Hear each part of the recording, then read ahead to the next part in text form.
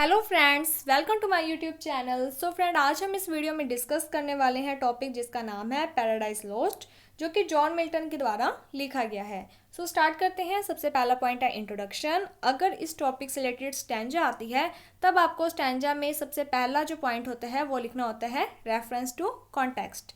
तो reference to context में आप इंट्रोडक्शन वाली कुछ बातें वहाँ पर लिख सकते हो। बस पॉइंट का नेम चेंज होगा, बट जो बातें हैं वो लगभग सिमिलर ही रहती हैं। सो स्टार्ट करते हैं। Point number first, introduction. Paradise Lost is an epic poem written by the great English poet John Milton and first published in 1667। तो पैराडाइज लॉस्ट एक एपिक पोइम है। एपिक पोइम का मीनिंग होता है एक महाकाव्य, यानी कि एक ऐसी पोइट्री जो कि बहुत ज़्यादा लॉन्ग होती है। और ये जो पोइट्री है ये किसके द्वारा लिखी गई है? तो जॉन मिल्टन के द्वारा लिखी गई है। और ये पहली बार पब्लिश्ड है जो वो 1667 में हुई थी। The book Paradise Lost is considered by many scholars to be Milton's best work। और ये जो बुक है पैराडाइज लॉस्ट, बहुत सारे विद्वान इसे मिल्टन का सबसे अच्छा वर्क मानते हैं and solidifies his place as one of the greatest English poet of all the time। और इसी बुक के कारण जो मिल्टन है उनकी एक प्लेस फिक्स हो चुकी है और वो जितने भी इंग्लिश पोइट हैं उन सभी इंग्लिश पोइट में से one of the greatest English poet हैं।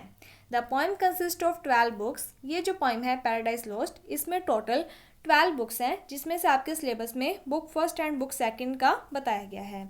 मोर देन 10,000 ब्लैंक वर्ड्स। इसके साथ ही इस पोइम में 10,000 से भी ज़्यादा ब्लैंक वर्ड्स हैं।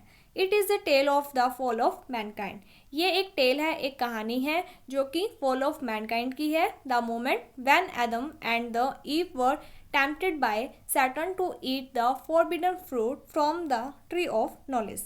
यहाँ पर क्या होता है कि गॉड के द्वारा एडम और ईव को ये कहा जाता है कि तुम्हें ये जो ट्री ऑफ नॉलेज है इसका फ्रूट नहीं खाना है। लेकिन यहाँ पर जो सैटर्न होता है वो इन्हें टेम्प्टेड कर देता है, फोर्स कर देता है किसी भी तरीके से बहला फुसला कर। ये जो लोग होते हैं एडम और ईव, ये उस फ्रूट को खा लेते हैं and God punish them from the garden of the Eden forever. और उसके बाद जो गॉड होते हैं वो इन्हें डिसओबीडियंस के लिए पनिश करते हैं। The Paradise Lost is similar to the book from which Milton take much of his story, the book of Genesis, the first book of the Bible। ये जो बुक है पैराडाइज लॉस्ट, ये लगभग similar है किस चीज़ के? तो बाइबल की ही एक बुक है जेनेसिस, उसके बहुत ज़्यादा सिमिलर है। यानी कि जेनेसिस की जो स्टोरी है उसी से रिलेटेड ही मिल्टन की ये जो पैराडाइज लॉस्ट है इसकी स्टोरी है। इसके बाद आगे है, just like the Iliad and the Odysseus, the Paradise Lost began with an invocation and the poet explained the theme of his act of disobedience toward God and then its consequence। तो जिस तरीके से Iliad लिखी गई है, ओडेसिस लिखी गई है, उसी तरीके से जो पैराडाइज लॉस्ट है इसकी भी स्टार्टिंग किससे होती है? इन्वोकेशन, प्रेरणा से स्टार्टिंग होती है।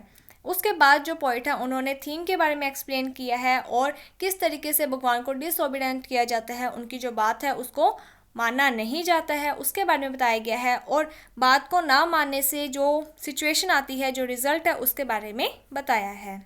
इसके बाद आगे है, Then Milton evoked the muse to assist him divinely in giving to his purpose of writing। इसके बाद जो मिल्टन है वो म्यूज को कहते हैं कि जो मैं ये लिख रहा हूँ इसके लिए मुझे असिस्ट करो, ठीक है, मेरी हेल्प करो। Milton's muse is Holy Spirit. और ये जो म्यूज है ये एक देवी है जो कि एक होली स्पिरिट है, which in his view make his poem superior to the other. और इनकी हेल्प से मिल्टन को ये लगता है कि उनकी जो पोइम है वो बाकी के जितने भी राइटर्स वगैरह हैं, जितने भी पोइट्स हैं, उनकी राइटिंग से ज़्यादा अच्छी, सुपीरियर बनेगी। इसके बाद है समरी।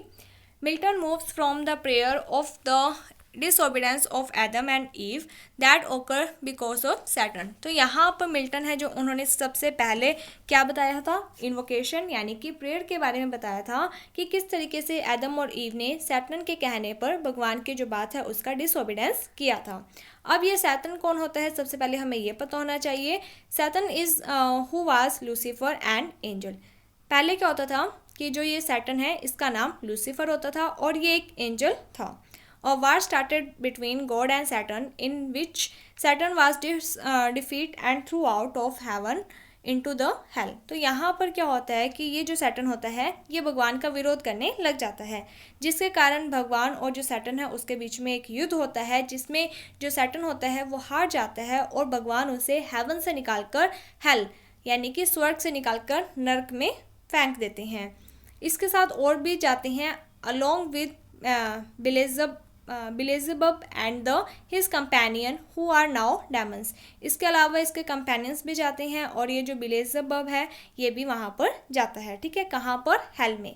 और ये वहाँ पर जाकर एंजल से किस में चेंज हो जाएंगे? डेमन्स यानी कि शैतान में चेंज हो जाते हैं। All of the Demons including Saturn lies स्टैंडेड in a lake of fire. और ये जितने भी लोग होते हैं, जितने भी डेमन्स हैं, ये सभी कहाँ पर हैं? अब ये हेल में, लेक ऑफ फायर में हैं।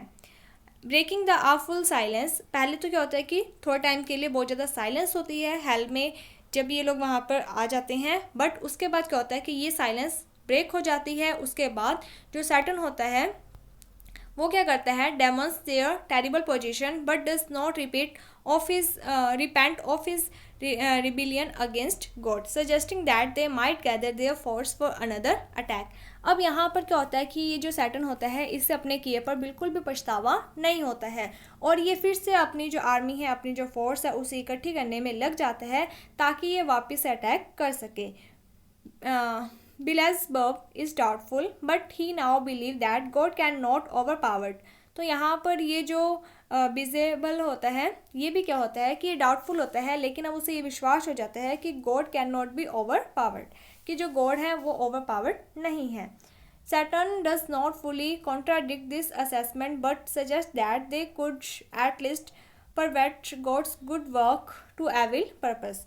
तो यहाँ पर जो सैटर्न होता है वो क्या कहता है कि हम लोग क्या करेंगे, भगवान के जितने भी अच्छे वर्क्स हैं उन सभी को उनका जो पर्पस है उसे हम चेंज कर देंगे। ठीक है, तो यानी कि भगवान के जितने भी काम हैं हम उस सभी में क्या है कि अड़चने क्रिएट करेंगे। Satan says to all the devils who were formerly angels who choose to follow Satan in rebellion. तो यहाँ पर जो सैटर्न होता है वो अपने जितने भी डेविल्स, वहाँ पर जितने भी कंपेनियन साथी होते हैं, उन सभी को कहता है जो भी पहले एंजल्स थे अब वो हेल में आ चुके हैं, तो उन्हें कहता है कि आप चूज़ कर लो कि आप मुझे फॉलो करो और हम वापस से क्या करेंगे? रिबिलियन करेंगे। इसके बाद क्या होता है कि जो सैटर्न होता है calls the rest of the fallen angels name. तो वो कुछ एंजल्स को बुलाता है जो कि अब चेंज हो चुके हैं, फॉलन एंजल्स। तो अगर आपको ये नेम लिखने हैं तो ठीक है, अदरवाइज आप सीधा लिख सकते हो फॉलन एंजल्स। उसके बाद आप लिखोगे the army of demons under the command of the materialistic Mammon start digging the ground and bringing out gold and other costly materials with their super power। तो यहाँ पर क्या होता है कि ये जो सैटर्न होता है इसने एक अपनी आर्मी गैदर कर ली होती है और ये लोग क्या करते हैं, ग्राउंड को डिगिंग करने लग जाते हैं, उसे खोदने लग जाते हैं, जिसके बाद ये ग्राउंड के अंदर से जो गोल्ड होता है या फिर दूसरे जो भी कॉस्टली मटेरियल्स होते हैं उन्हें अपने सुपर पावर के थ्रू निकालने की कोशिश करते हैं। They construct a great chamber called Pandemonium. तो उसके बाद क्या है कि ये एक बहुत बड़ा चैम्बर बनाते हैं और ये जो चैम्बर होता है इसका नाम होता है pandemonium. Thousand of diamonds shrink to fit inside it. बहुत सारे जो डेमोन्स होते हैं, डेविल्स होते हैं, वो इसके अंदर फिट हो जाते हैं। Now all of them make a plan to fight with God and how take revenge on them. उसके बाद ये जितने भी लोग होते हैं ये सभी एकजुट हो जाते हैं और ये अब प्लान बनाते हैं कि किस तरीके से भगवान से फिर से फाइट की जाएगी और उनसे रिवेंज लिया जाएगा। Book first is and with the debate of the Demons. तो इस तरीके से बुक फर्स्ट खत्म होती है। मेन जो स्टोरी थी वो यही थी कि जो भगवान है उसके साथ जो सैटर्न है वो पहले उनके विरुद्ध चला जाता है, उनके साथ एक वॉर करता है, युद्ध करता है, जिसमें वो हार जाता है, जिसके कारण भगवान उसे हेवन से निकाल कर हेल में डाल देते हैं और वहाँ पर और भी जो एंजल्स होती हैं उन्हें भी वो हेवन से हेल में डाल देते हैं, जिसके बाद ये जितनी भी एंजल्स होती हैं ये सभी डेविल्स में चेंज हो जाती हैं और जो सैटर्न होता है वो इनका लीडर बन जाता है। ये इन सभी जो डेविल्स होते हैं इन्हें इकट्ठा करके वापस से भगवान के विरुद्ध एक और अटैक करने के लिए पूरी प्लानिंग करने लग जाते हैं। तो यही जो मेन बात है वो बुक फर्स्ट के अंदर बताई गई है। इसके बाद है conclusion. Throughout the first book of the Paradise Lost Satan seems as if he is the hero of the poem. अगर आप बुक फर्स्ट के बारे में देखते हो तो आपको पता चलेगा कि ये पूरी स्टोरी किसके बारे में है, सैटर्न के बारे में है, जिसे इस पोएम का एक बार के लिए हीरो बताया जा रहा है, क्योंकि सारी स्टोरी सैटर्न के ऊपर ही चल रही है, जबकि ये है कौन, villain. Because the focus of the poem is all on him. और इसे हीरो क्यों माना जा रहा है बुक फर्स्ट के अंदर, क्योंकि जितनी भी स्टोरी है वो सभी किसके ऊपर है, सैटर्न के ऊपर ही है। तो इस तरीके से ये बुक फर्स्ट की हमने समरी की है। नेक्स्ट वीडियो जो होगी उसमें हम बुक सेकंड की समरी करेंगे, लेकिन जो इंट्रोडक्शन की बातें हैं वो सभी की सेम ही रहेंगी। So thank you friends for watching my video. Thank you.